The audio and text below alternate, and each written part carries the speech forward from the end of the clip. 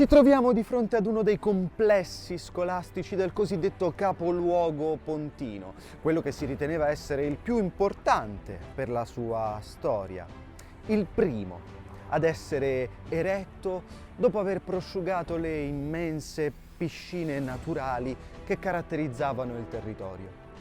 Ed è proprio qui, di fronte a queste vecchie mura, che inizia il nostro viaggio tra i misteriosi cunicoli e le stanze che lo costituivano.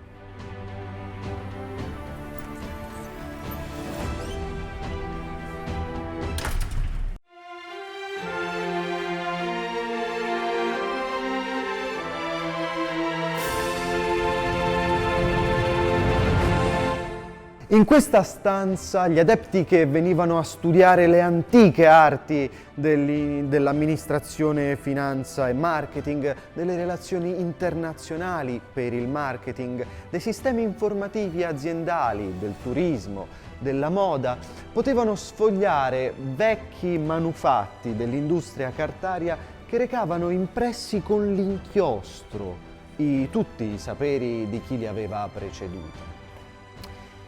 Ma ci fu un momento di svolta che seguì l'evoluzione di questo sistema più arcaico, quando gli antichi saggi, forse in contatto con le divinità della Silicon Valley, avevano introdotto l'uso degli oculus, un ingegnoso marchingegno che consentirà ai discenti di svolgere la didattica osservando la realtà virtuale.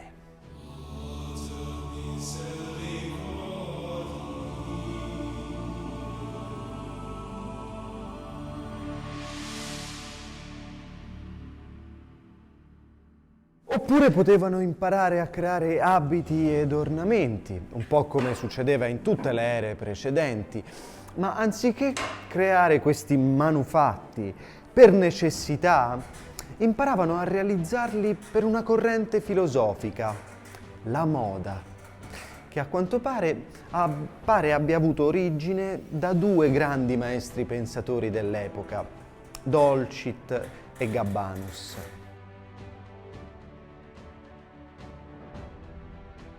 In altre aule, invece, imparavano nuove forme linguistiche, come il cinese, ad esempio, insegnamenti inesistenti o rari in altri comprensori del territorio. L'importanza della lingua cinese può essere facilmente ricercata attraverso le conoscenze che abbiamo dell'epoca. Per esempio, sappiamo che l'economia cinese era fortemente in sviluppo, ma poteva essere utilizzata anche per la compravendita in uno dei tanti negozi tutto a €1 o per la decifrazione dei menù nel ristorante Vecchia Shanghai, disseminati nelle principali città italiane. Ni hao. Un'altra forma di comunicazione che si poteva imparare dentro il Vittorio Veneto Salvemini era il video. Gli studenti potevano riprodurre la realtà o il frutto delle loro fantasie su dei dispositivi cinematografici domestici, che loro chiamavano TV, oppure su dei dispositivi che la gente dell'epoca portava sempre con sé.